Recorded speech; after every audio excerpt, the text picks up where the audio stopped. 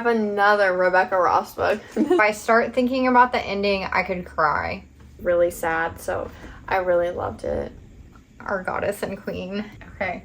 The last book I'm going to talk about is even taking me by surprise. I'm Jessica. I'm Emmalynn. And today we are going to be talking about our favorite books of 2024, specifically our top 24 books. So we've picked 12 each. And this year we both actually read 78 books each, which was not planned. I don't know how that Emmalynn happened, copied honestly. me. Yeah. Actually, I thought Emmalynn was going to win because she was like on the verge of finishing 2 books on Christmas Eve. What happened? Motivation was lost? Well, I was almost done with one and then I got into the other one more. So I read the other one. Okay. But I've already read 2 books this year, so Yes, it's you fine. have. Made you off to a good start. Okay, mine are not in any particular order other than the order that they were read in. So take that for what you will. Mine are in absolutely no order at all. Okay. I'm going to start then. Okay. The first book that was one of my favorites of the year is As Good as Dead by Holly Jackson. To everyone who says A Good Girl's Guide to Murder is too YA for them, if you read this, you would change your mind. Yeah, it was dark. It was a dark, twisted place. But I was here for it. Okay, my first book, Leave the Cheat Sheet by Sarah Adams. I loved this book. I didn't like the rule book, and I just read Beg, Borrow, or Steal and absolutely loved it. So, for those of you that read this and then read the rule book and are like, I don't really like it, keep going. I don't know what was wrong with that one. I'm so sorry, but this book is amazing, and the second one doesn't diminish it. I read this in one day. It was so cute. Okay. On that same note, one of my favorite books of the year was Practice Makes Perfect by Sarah Adams. I know a lot of people like When in Rome more than this one, but I absolutely loved this one more. I thought it was absolutely hilarious. I had like secondhand embarrassment some of the times. It made me laugh. I loved it so much. Okay, next I have The Happy Life of Isador Bentley by Courtney Walsh. And this book is like a literary fiction with some romance in it. I really, really liked it. I liked the generational friendship of just people from all different ages and just walks of life. Yeah. People that literally just randomly met that are all best friends. It's very found family. And I loved it. Okay, next. Is this the one we have this Yes. one? Okay. We both had this on our list, and that is Heartless Hunter by Kristen Ciccarelli.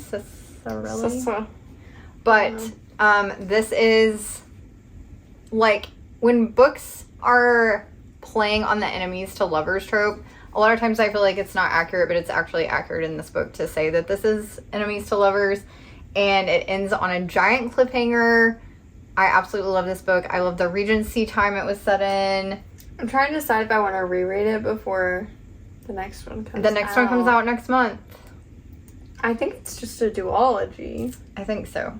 But I absolutely love this. It was very easy to read. If you're wanting to dabble into fantasy, I think this would be a good place to start. So. Okay, next up is Apprentice to the Villain. I also loved the first book in this series, Assistant to the Villain, but I love this one way more.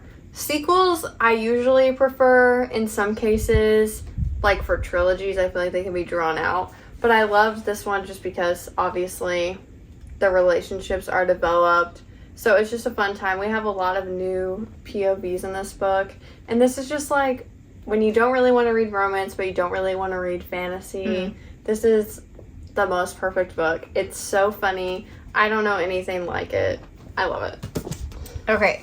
Next I'm going to talk about The Forgotten Garden by Kate Morton. This was my first ever book to read by Kate Morton.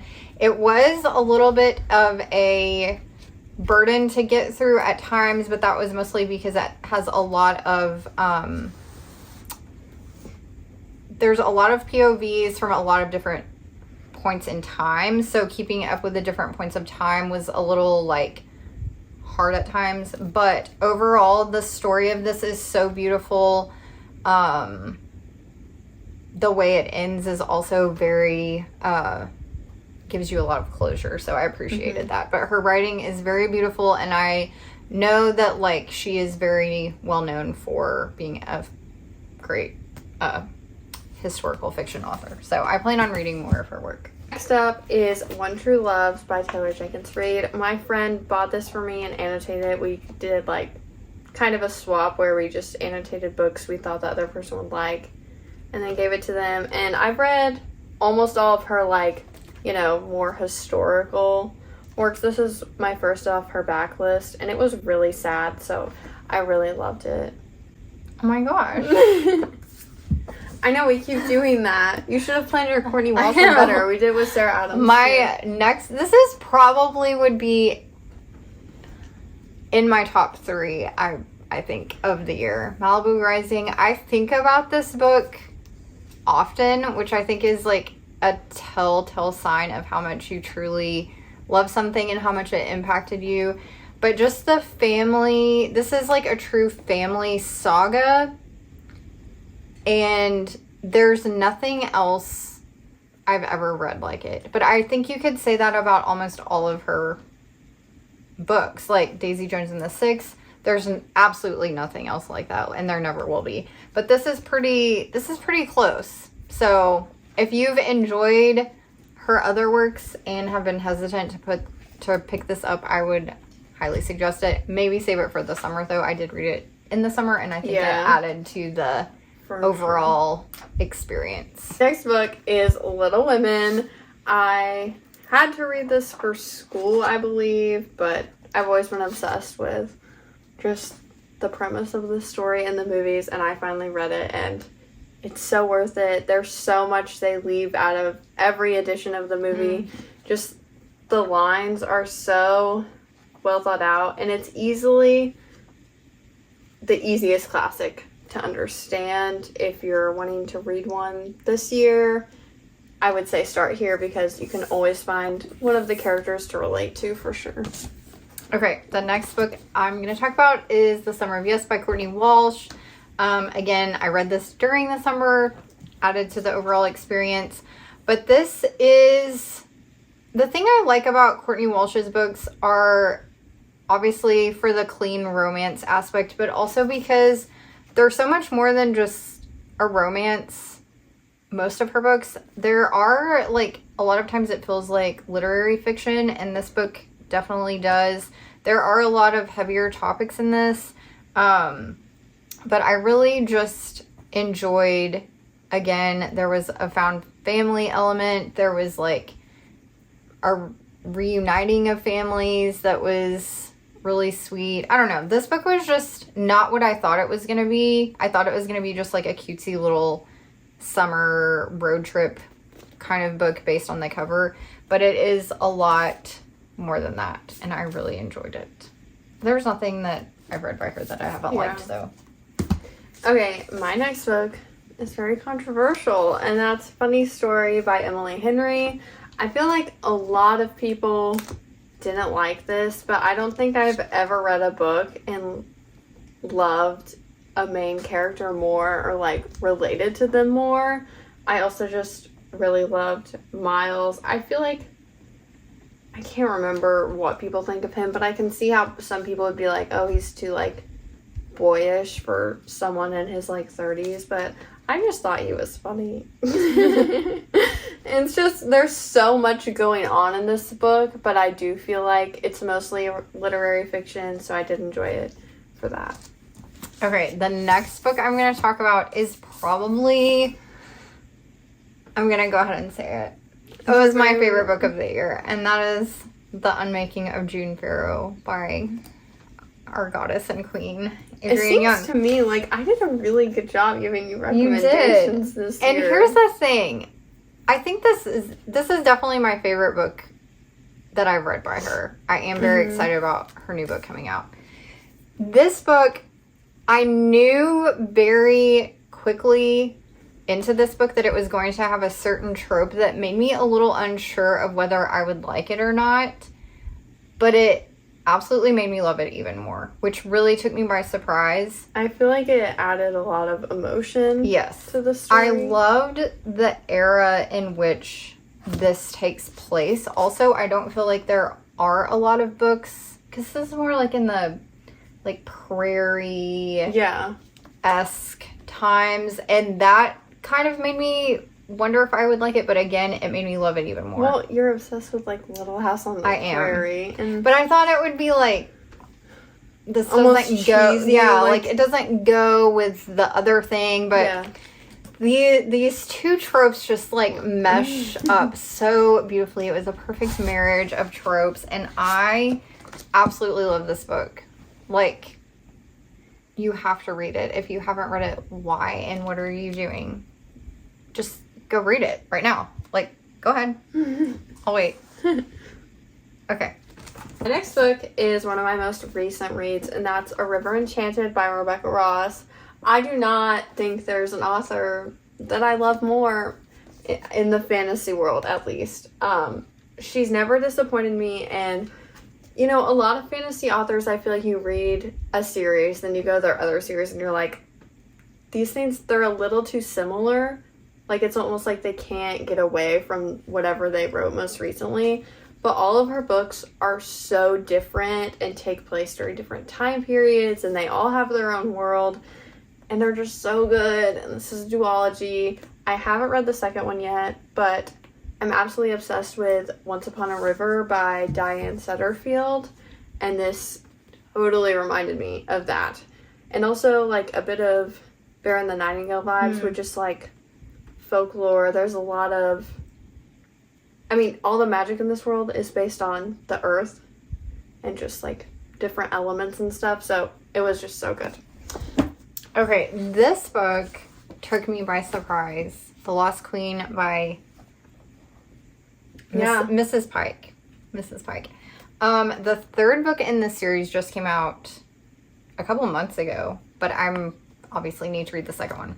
But this book is very much all about the vibes. It's set in like a Celtic fantasy world.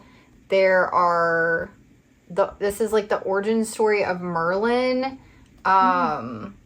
But just the vibes of this, the world in which it's set in, the characters, the main female character is like a total boss and a total queen, literally.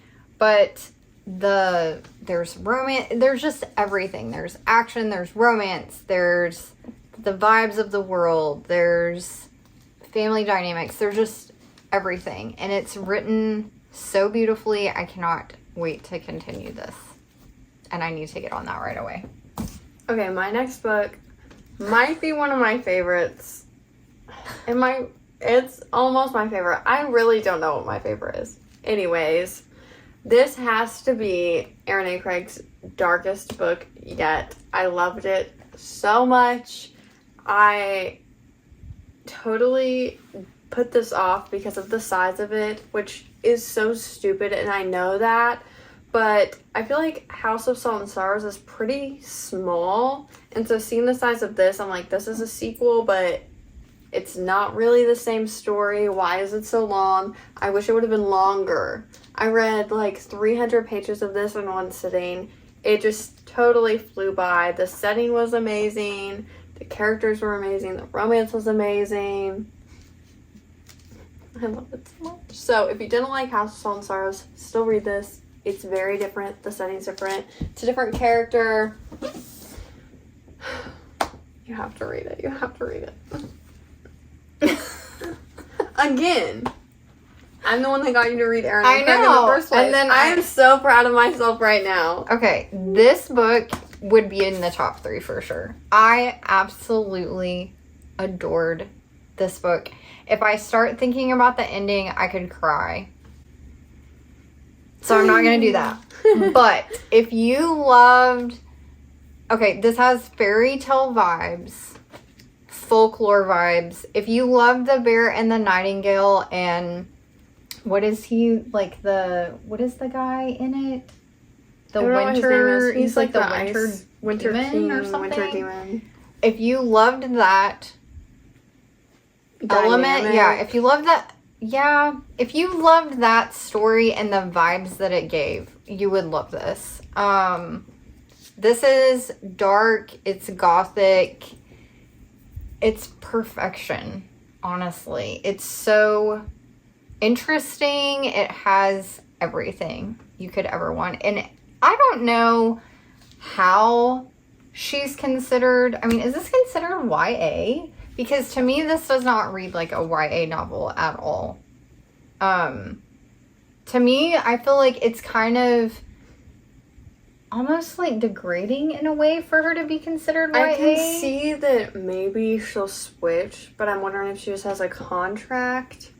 And I'm wondering how much further some things would go if it was in the adult genre. If you're hesitant to read anything written by her because it's YA, I would say please don't let that stop you, because it does not read. I've read quite a bit of YA books, and this does not read like a YA book at all.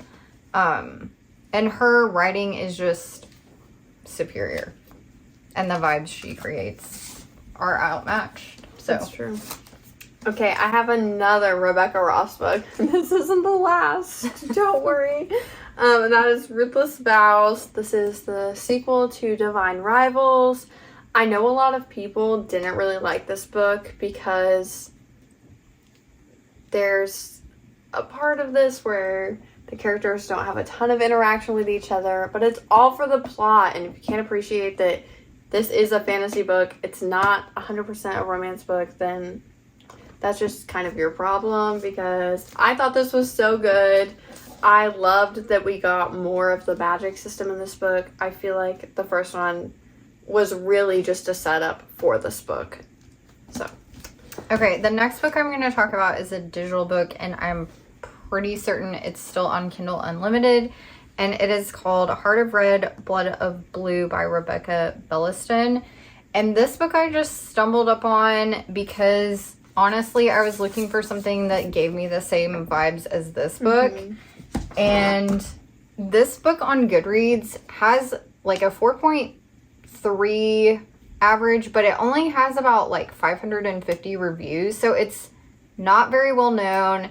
The author actually writes music. Yeah, she's a composer.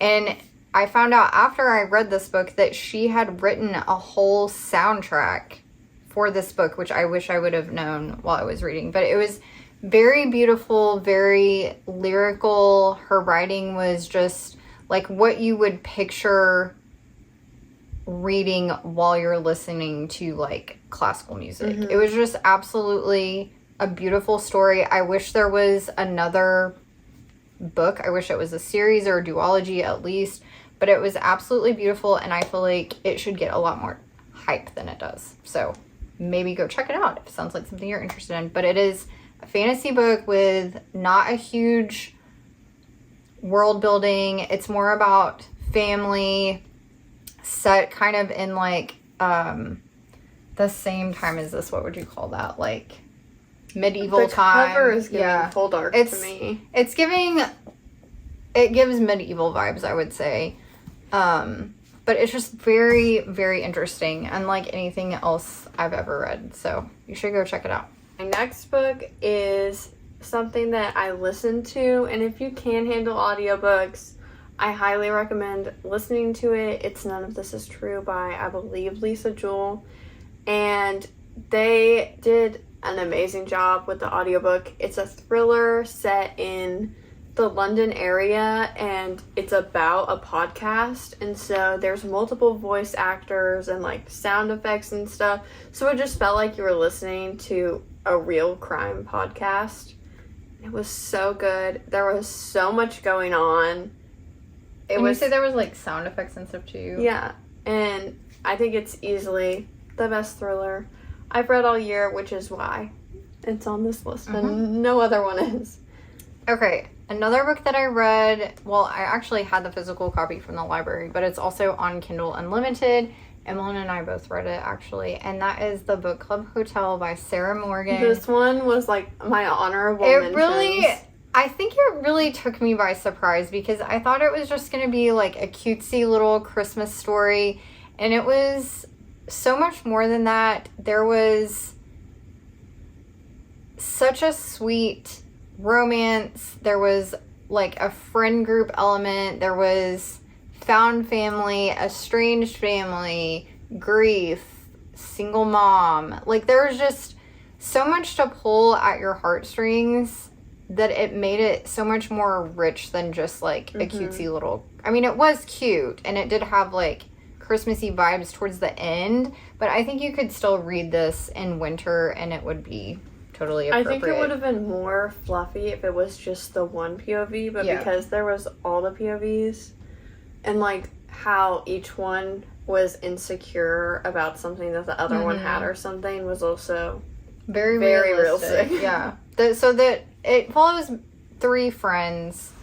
And then it also follows the book club hotel owner of this inn.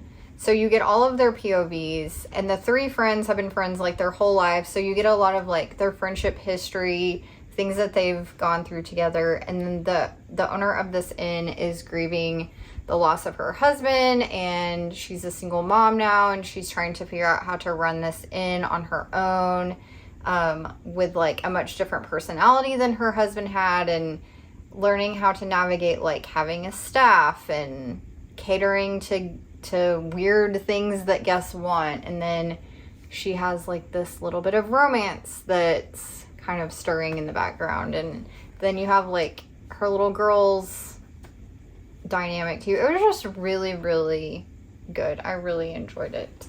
This book is a YA fantasy. It starts out with the main girl going to this school, and they're all like, they specialize in different arts, and you're supposed to pick one, stick with it, and then you go on to teach it or whatever. But she has like, she doesn't know who her dad is, so there's like that plot line of her figuring out who he is, and it changes her life when she does. There's these like 2 kingdoms rivaling. It's just a classic fantasy story, and I loved it. It was so good. Okay, the last book I'm going to talk about is even taking me by surprise, and I'll tell you why.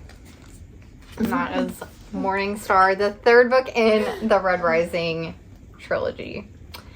And let me just say, this series has been quite the labor of love. I started out loving Red Rising, loved it about 50% of the way. It started getting a little burdensome. It started feeling like it was weighing me down. And I'm like, I don't know if I'm going to continue this series. And then the ending ended on a cliffhanger. So, of course, I have to read Golden Sun. So I read Golden Sun. It's kind of the same. Like, I love things about it. There are things that feel kind of slow and like it's dragging. This book felt very fast-paced the whole way. And I guess it's because he was obviously having to wrap up this trilogy. But let me just say, I don't think I've ever been in a state of utter distress as I was reading this book, to the point where I was reading it at the kitchen table and something happened and I was like, oh no. And I just sat there like this, and my husband came in the room and he was like, what is wrong? And I told him what happened in the book, and he was like, okay. And I'm like, no, you don't understand. But the way this ended, like the last, I don't know, 100 pages of this was just like, I felt like I was reading like this, like I just had to get through it and know what happened. There's something that happens at the end of this that like was insane. It was literally insane. Now, am I going to go pick up the second series that goes with this? Yes, I am going to read it. I'm not in a super big hurry. Yeah. But the way that this ended, and I feel like his writing got better as the series went on as well. So I will pick it up, but I'm just not in like a super big hurry because it's also a commitment. But I will say, if you are hesitant to read this series, know that you're going to have to put in the work. Got to do that doggone work. But the reward will be great. It will be great. And then if you have read this, let me know if you know what I'm talking about that had me shooketh. in this book. And those are all my favorites. It was a good year. It was a good better year. than I thought. Yeah, there wasn't really much I read aside from the Shatter Me books that I absolutely hated. Oh, I had a lot I didn't like. The breakup tour was a big one. I didn't really... Well, I can't look. Spectacular. I don't really... Was a big Oh, one. that's a disappointment. I don't have anything that, other than the two Shatter Me books, that I was like, I hate this. Oh, Stephen King. Did you Okay, wipe yes, that from I your forgot. mind? I did. I wiped that from my mind. You're right. Okay, other than those The two. Lost Story by Meg Schaefer, I didn't like. Was Reckless a disappointment by Laura for Roberts. you. The Lifeguards. There was a lot, actually. You read those this year? Yeah. What? I want to reread those. I had a lot of 2 stars. I didn't. Really, the only 2 stores I had were the Shatter Me books and the The Stephen King. Teacher by Bree McFadden was crazy. That was a crazy time. I still don't know how to rate it. Me neither. It was entertaining, but it was, like, bad. It was like, the story was horrible bad. writing. The plot twists were good, I think. We still haven't read her new book. Yeah, it scares me. Anyways. Anyway. This is our worst books video. We are so happy with every book we read. There was no disappointments. Right, totally. At all. The majority of the things I read, I was very happy with. The good really did outweigh Yeah, the bad. That you forgot. I That see, you I even rated did. books See, if it was bad and I forgot about it, then that Then it just must means have been it was really overshadowed by other good things. Yeah. So we're okay. We're okay with that. Glad you have the art of blocking things out of your memory. I don't. Anyways, hope you enjoyed this video. Let us know what your favorite book was. Your top 3. Your top 3 of the year. And we're going to try to get back into a schedule now, I think. Right? I'm gonna try. We're going to try our best.